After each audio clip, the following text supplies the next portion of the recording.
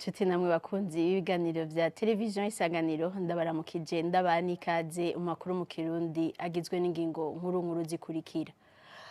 Ikiro c'ikawa ihiye neza kizogurwa amafaranga 1280 igishiro gishinzwe na leta nkuko bishikirizwa n'umuyobozi mukuru arongoye ikigo Odeka Leonard Kayobera. Abitura igisata c'ubutungane ngo bagiye koroherwa bitewe n'umugambi leta y'u Burundi iri kwikorana n'ubumwe bwa Burayi. Umugambi watwaye uburyo bugera ku miliyoni 15 z'amafaranga y'abanyaburayi. Mu kanya muravyumva muri ano makuru. Kaze mw'idonido ry'aya n'ayandi.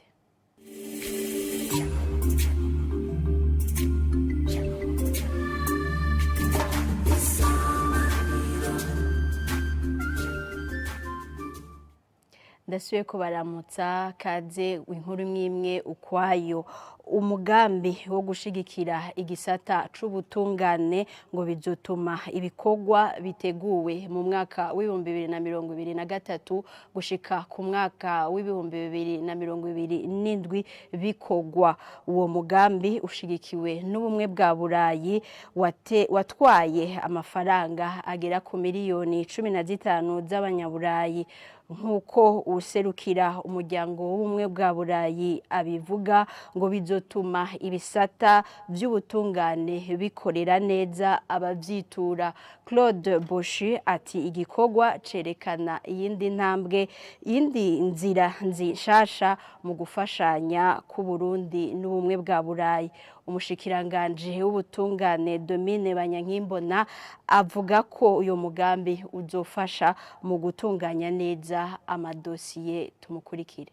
Uyu mugambi wo gufasha mu gisata c'ubutungane ufise intumbero yo gukomeza inzego z'ubutungane kugira ngo zikorere neza ibivyo abanyagihugu baba bakeneye. Umushikiranganje Domine Banyankimbona umushikiranganje w'ubutungane yamesheje ko uyu mugambi ushigikiwe n'ubumwe bwa Buraya uje gufasha kugira ngo ico gisata c'ubutungane hashigweho ubundi buhinga mu gutunganiriza abanyagihugu mu bijanye n'ubutungane. Umugambi utangura muri uno mwaka wa 2023 ukazoshika mu mwaka wa 2027. Claude Boshi aserukira umuryango w'ubumwe bwa Buraya yamenyesheje ko ari akaryo keza kagaragara mu bijanye no gutsimbataza iyubahirizwa ry'agateka ka muntu no gutunganiriza neza abanyagihugu kuko biri mu bikorwa vya leta hamwe no kugarukana umwizero mu banyagihugu muri ico gisata c'ubutungane. Uyu mugambi mu gisata c'ubutungane mu Burundi ukazofasha mu bijanye n'ingene abari mu mabohero bafashwe gufasha abantu bose gushikira ubutungane vyoroshe hatibagiwe ibijanye no gukoresha ubuhinga bwa none muri ico gisata c'ubutungane mu ntara 11 nazo akabari Bujumbura, Ngozi, Cibitoke, Muramvya, Mwaro, Cankuzo, Makamba, Muyinga, Kirundo, Ruyigi na Karusi. Umushikiranganje ubutungane yasubiyemwe mu Kirundi na Jean-Marie Mayonga. Ubushikiranganje w'intwaro yo hagati mu gihugu Martin Teretse aragabisha abadandaza baduza ibinyobwa vya Brarudi ko uzofatwa azohanwa bikomeye. Uwo mushikiranganje akavuga ko ikibazo c'abana bo mwibarabara cihutirwa ari nayo mpamvu hariko harubagwa ikigo kizobakira mu ntara ya Cankuzo. Yabivuze kuri uyu wa mbere mu nama n'abajejwe intwaro abanyagihugu bo muri komine Ntahangwa mu gisagara ca Bujumbura. N'inkuru ya Jean-Marie Mayonga. Muri iyo nama yatunganijwe yitabwe n'abashikiranganje bane ibibazo bitandukanye bijanye n'ubuzima bw'abanyagihugu bo muri komine ya Ntahangwa ni mu gisagara ca Bujumbura. Vyagarutswe ko ahanini hari ibibazo vyabajijwe bijanye n'ibiciro vy'ibinyobwa vya Brarudi, iduga y'ibiciro vy'ibifungurwa, imanza zitebera mu masentare aho hariho n'izindi zizacibwa ku gihe. Ivyo vyose bikaba vyabajijwe n'abanyagihugu bo muri komine ya Ntahangwa. Ku kibazo kijanye n'ibinyobwa vya Brarudi aho hariho abatubahiriza ibiciro ibiciro vya leta mushikiranganje w'intwaro yo hagati mu gihugu umutekano n'iterambere Martin Niteretse yamesheje ko abadandaza batubahiriza ibiciro vyashinzwe na leta yuko ingingo ruhasha zige kubafatirwa. Uyu mushikiranganje akaba yagarutse no kibazo cyabajijwe cy'abana mu ibarabara bibonekeza ku bwinshi mu gisagara ca Bujumbura ngo abo bana hariho amabi menshi bakora nko kwambura no gusahura abantu ibintu bafise. Yamesheje ko ikibazo c'abo bana ari ikibazo kiriko kirigwa na leta bakaruko ategura ikigo cyo kubateguriramwo inyigisho mu ntara ya Cankuzo. Abanyagihugu bakaba bagarutse kujanye n'imanza zisanzwe ziteba ziri mu masentare aho hariho izindi zitaboneka mu gihe baba bituye ubutungane. Mushikiranganje w'ubutungane Domine Manyankimbona akaba yasavye abanyagihugu bose mu gihe baba bafise imanza babona yuko zisa n'izidindira mu gucibwa yuko bo kwitura ababijejwe mu butungane bakabatunganiriza. Ano makuru tuyabandanirize mu ntara ya Rumonge aho ibikorwa by'uburovyi ku kiyaga Tanganyika bibandanya kugeza habonetse urwandiko rubihagarika. Abarovyi bo ku mweha wo mu Rumonge nibo babivuga ko mu gihe ingingo yo kugara ico kiyaga yabwirizwa gutangura gushirwa mu ngiro kuva kuri uyu wa 15 Rusama umwaka turimwo. Abo barovyi co kimwe n'abari babeshejweho nuko ikiyaga cuguruye basaba ko iyo ngingo yofutwa. N'inkuru ya Jean-Pierre Misago nako. Muzi twaraye mu mazi twarovye nawe bitagenze neza umwimbu ugende neza gusa kubera ihari. Kuri saa 3 z'igitondo cy'uwa 15 Rusama 2023 abarovyi baraye mu kiyaga Tanganyika bogorokera ku mweha w'uburovyi wa Rumonge tubasanze ku musenyi. Naho iryo sango ryari ryatanzwe n'urwego rugenzura ikiyaga Tanganyika byo gutangura kugara ico kiyaga mu kiringo c'amezi 3. Aba barovyi bavuga ko imirimo ibandanya ukuri kwamye kugeza babonye urwandiko rubahagarika. Iyo ngingo nta iraza mu ngiro kuko nta raporo n'imwe turaronka yemeza yuko bayisize mu ngiro. Cyo gituma dutegerezwa kubandanya ibikorwa byacu twara ko bya misi yose by'ikirovyi. Uzofunga ikiyaga tumwiteze kwaza kutubarira ngaha ku kiyaga asike ngaha ku kiyaga.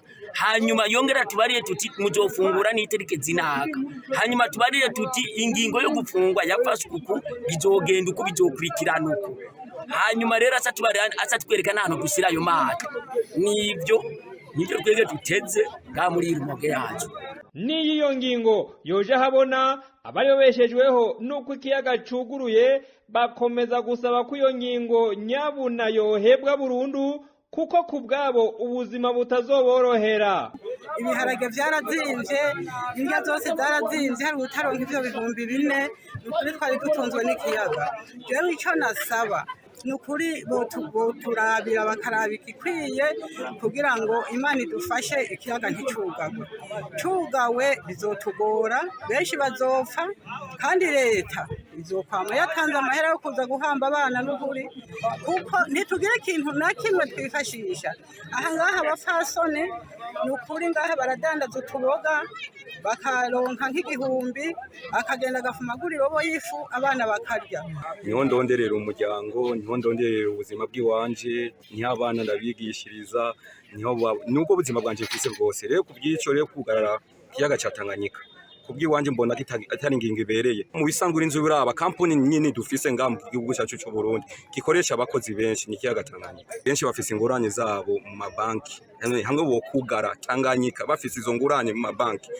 Barakivuganye ko n'amabanki kuko nibazo bave babatwara amatungo yabo bo bararanze muri uwo mwanya kugira batange mu mabanki. Tubajije mu gipolisi mu Rumonge icyatumye badashira mu ngiro iyo ngingo naho bishura co kimwe n'abarovyi ko atagwandiko rubararonka rubasaba kubahiriza iyo ngingo. Jean-Pierre Misago tugushimire kuri iyo nkuru yawe tubandanirize dusozere nako ano makuru mu gisata c'ubutunzi aho amafaranga 1,280 ku kiro nico giciro leta yaraye ishinze ku ikawa ihiye neza. Byashikirijwe n'umurongozi mukuru w'ikigo kijejwe ikawa Odeka mu kiganiro n'abamenyesha makuru kuri uyu wa kabiri Bujumbura. Leonard Kayobera agasaba abarundi kubahiriza ico giciro cashinzwe na leta. Tumumvirize. Ibikorwa by'isizeni y'ibihumbi 2023 ishiri y'ibihumbi 2024 byaramaze gutangura. Amategeko agenga isizeni yaramaze kujaho, tubyumvikanye n'abajejwe ico gisata na cyane cyane abasanzwe bikorera ibyabo. Umwimbu maze kwegeranywa gushika ku igenekerezo rya 5 Rusama 2023 muri rusangi ungana n'amatoni 11,079 n'ibiro 254 ku mwimbu witezwe ungana n'amatoni 64,000. Nukuvuga rero yuko hamaze kwegeranywa umwimbu ungana n'ibice 17 kwijana turavye uwo mwimbu twabashikirije. Ikigo Odeka kimaze kwegeranya umwimbu ungana n'ibihumbi 5,108 by'amatoni n'ibiro 204. Kubijanye n'igiciro c'ikawa ihishiye, musanzwe muzi ko leta y'u Burundi ifise umwitwarariko udasanzwe mu gutunganiriza bene gihugu na cyane cyane abarimyi b'ikawa. Ni muri iyo ntumbero rero leta y'u Burundi yaraye ishinze igiciro c'ikawa ihishiye muri iyi sizeni y'ibihumbi 2023 ishira ibihumbi 2024 ikaba yagishize ku giciro kingana n'igihumbi n'amajana 280 ku kiro. Ikaba rero leta yaciye itegeka umugwi wize kubijanye n'ico giciro yuko wokwiga n'ibijanye n'igiciro c'ibisoko. Ni no kuri iyo nkuru dusozereye ano makuru mu Kirundi. Ndabashimire mwege mwese mwayakurikiye na Gahwana.